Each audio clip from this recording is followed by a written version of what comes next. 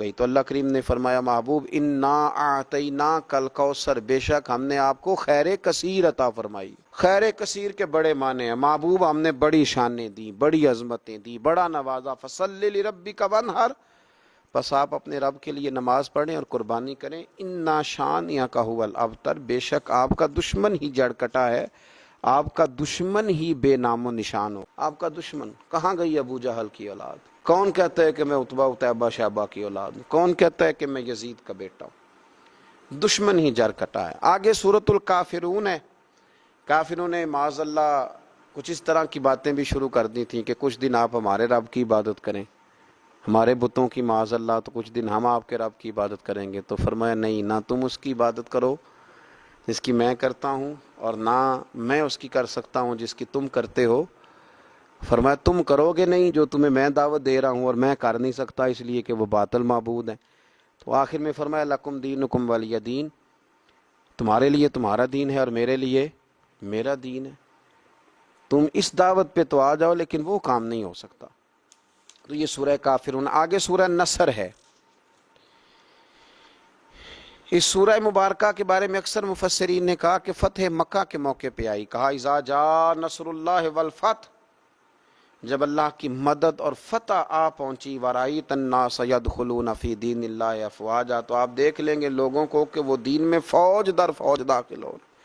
और जब अल्लाह इतनी फतह दे तो फिर अल्लाह ने क्या सिखाया? फरमाया फसब्बिह बिहम्दि रब्बिका वस्तगफिर, बस अब अपने रब की हमद करते हुए उसकी पाकी बयान करें और उससे बख्शिश का सवाल करें। इन्नहु काना तव्वाबा, बेशक वो बड़ा ही तौबा कबूल करने वाला है। आगे सूरत लहब है।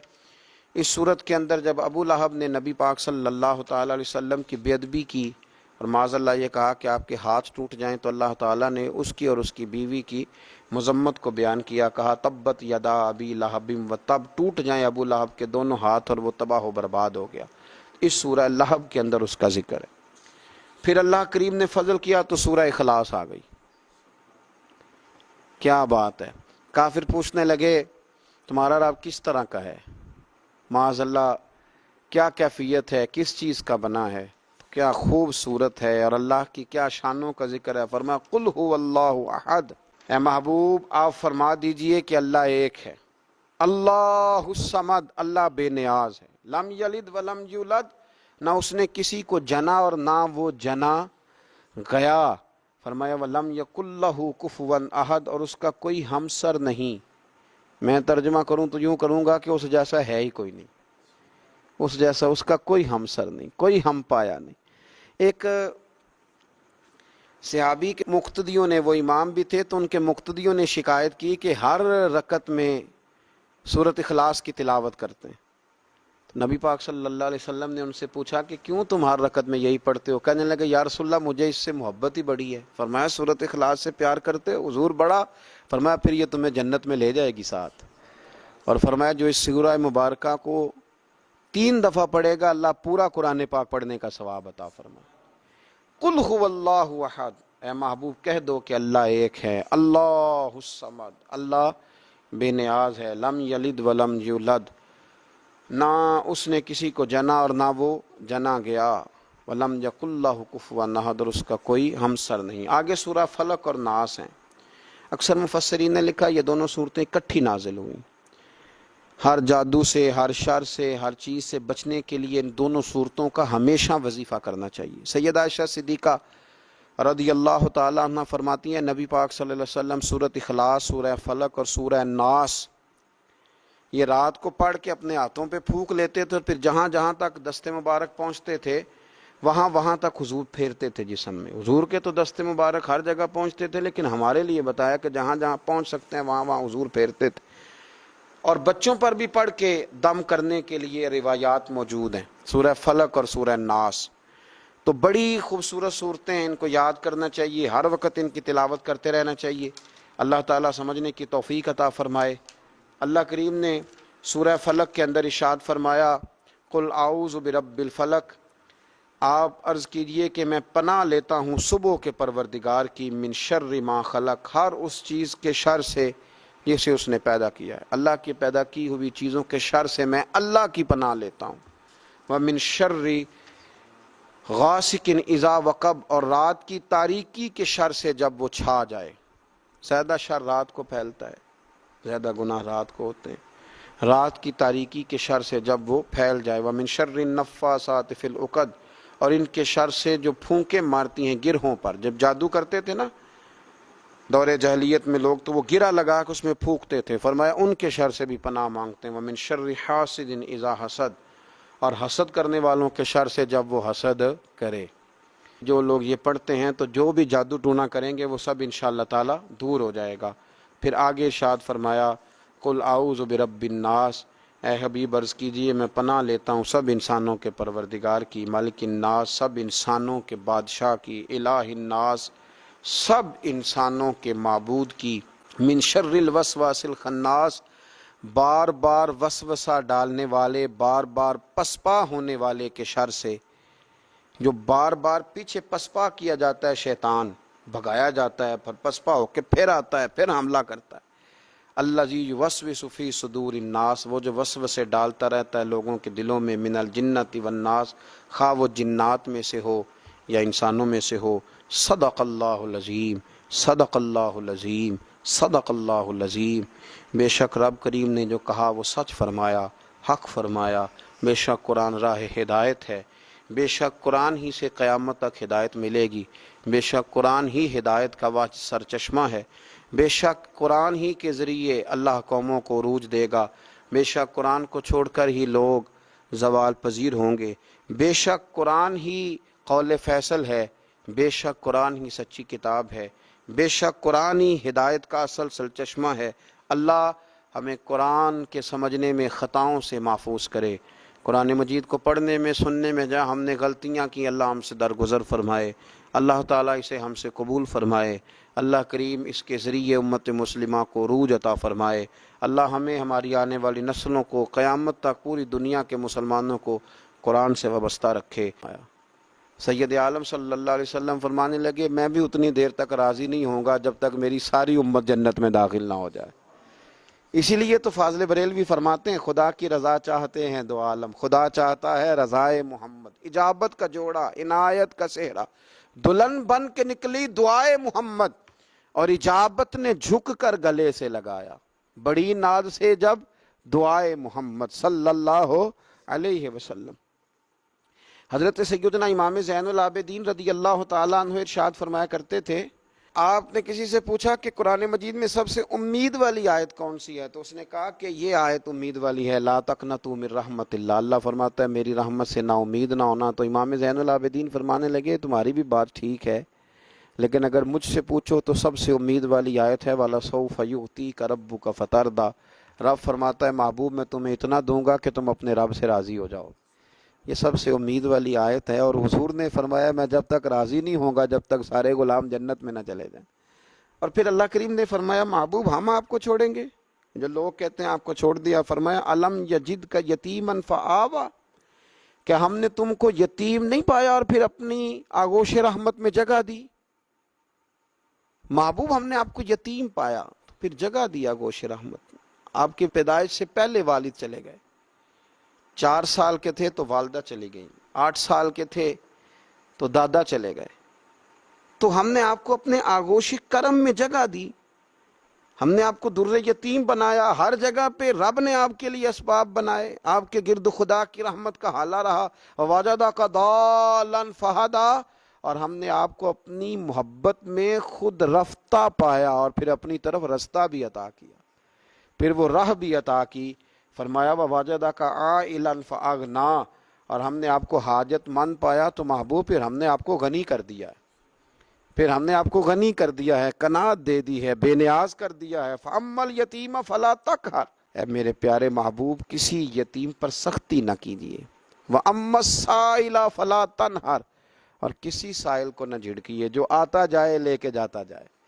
اس لیے تو حضرت انس بن مالک رضی اللہ تعالیٰ عنہ فرماتے ہیں سارا کچھ حضور سے سنا ہے، لفظ لا نہیں سنا، نہیں ہے یہ جملہ نہیں سنا. حضور نے کسی سائل کو جھڑکا، بلکہ اس کو بھی نہیں جھڑکا. صحیح بخاری میں موجود ہے.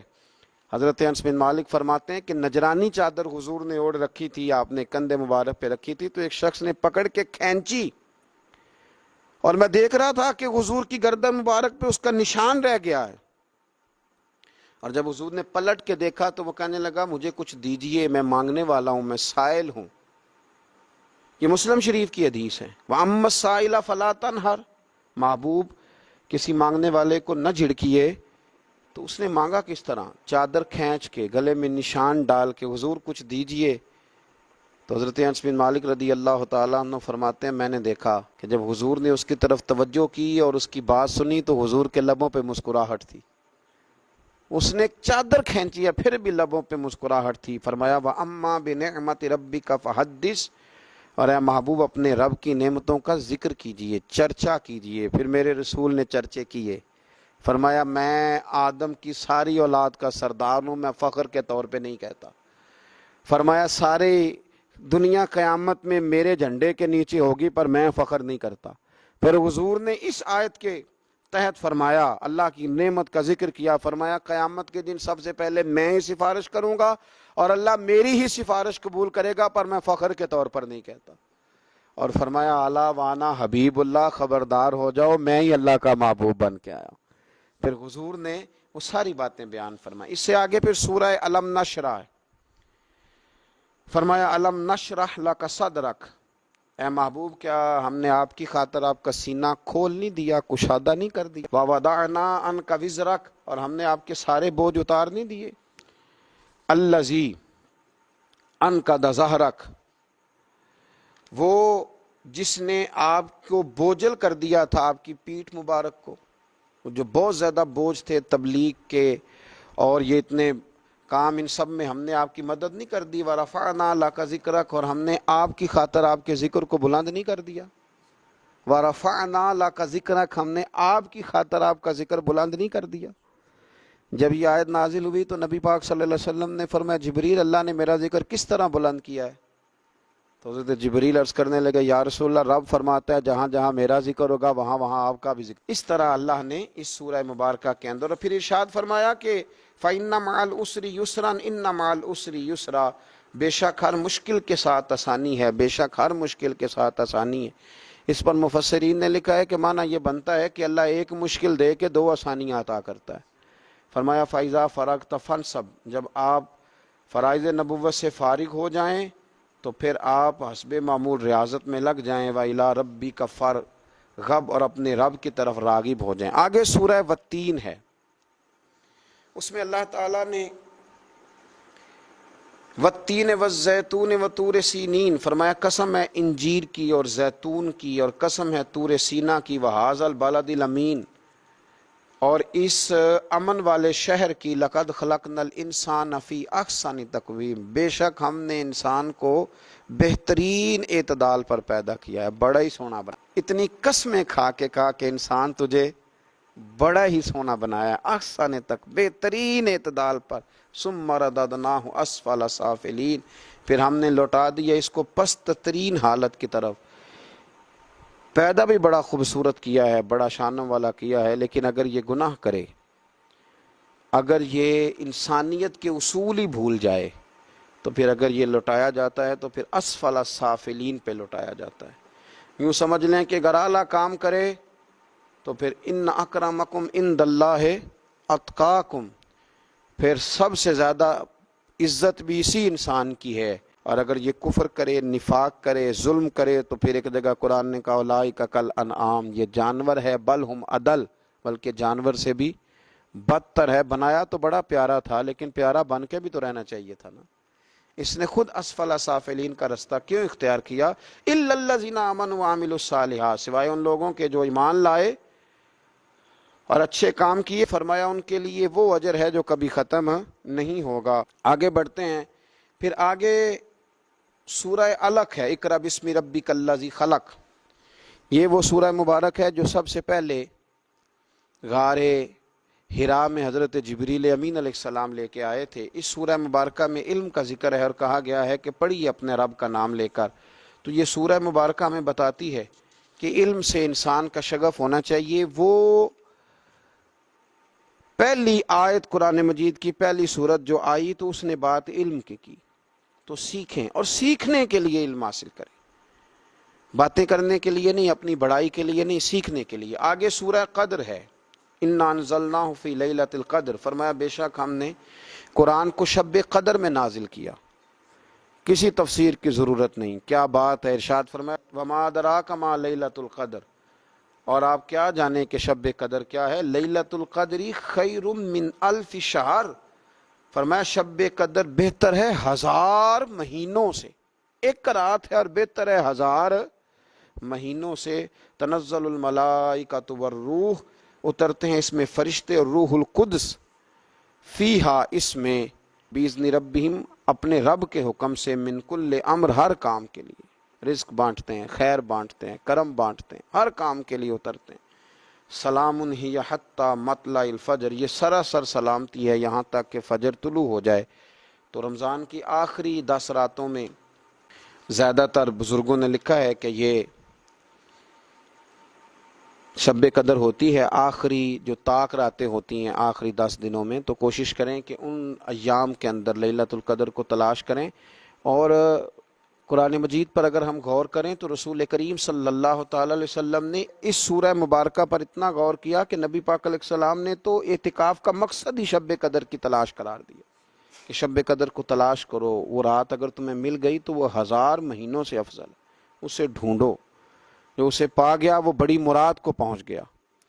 پھر اس سے آگے سورہ بینہ ہے، اس صورت میں بھی مختلف مضامین کے ساتھ ایک بات آخر میں جو بیان کی گئی وہ بڑی قابل توجہ ہے۔ ارشاد فرمایا کہ ان الذین کفروا، وہ لوگ جنہوں نے کفر کیا، من اہل الکتاب والمشرکین، اہل کتاب سے اور مشرکین میں سے، فی نار جہنم خالدین فیہا، وہ آتش جہنم میں ہمیشہ رہیں گے، اولئک ہم شر البریہ، فرمایا یہ ساری مخلوق سے بدتر ہیں، کفر کرنے والے ساری مخلوق سے بدتر ہیں۔ ان الذین آمنوا وعملوا الصالحات اولئک ہم خیر البریہ، بے شک جو لوگ ایمان لائے اور نیک اعمال کرتے رہے وہ ساری مخلوق سے بہتر ہیں۔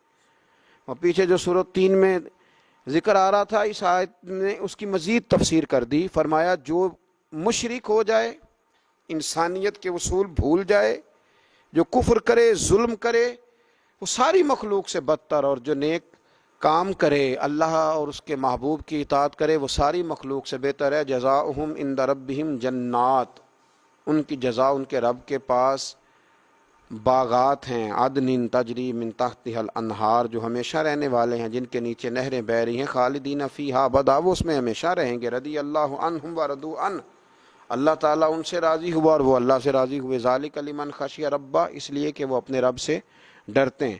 اس سے آگے سورۃ الزلزال ہے، اس کے اندر اللہ تبارک و تعالیٰ نے وقوع قیامت کا ذکر فرمایا ہے کہ جب زمین تھر تھرا جائے گی اور اپنے بوجھ باہر پھینک دے گی۔ اذا زلزلت الارض زلزالها واخرجت الارض اثقالها، جب زمین شدت کے ساتھ کانپے گی اور اپنے بوجھ باہر پھینکے گی۔ وقال الانسان ما لها، تو انسان کہے گا ہائے میرے ساتھ کیا ہوا، یہ کیا بنا۔ اس کا تو خیال تھا نا کہ ابھی بڑا دور ہے یہ رستہ، لیکن یہ کیا بنا، یہ سوچے گا۔